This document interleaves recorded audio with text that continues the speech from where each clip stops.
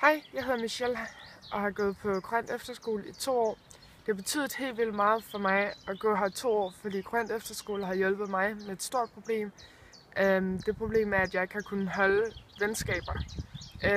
De har hjulpet mig, så nu kan jeg have venskaber fremover i rigtig, rigtig lang tid, og det synes jeg bare er helt vildt fantastisk. De har også hjulpet mig med at lære at rydde op efter mig selv, lære at gøre rent, lære at lave mad, som jeg også vil bruge senere hen. Men det er jo en lille efterskole.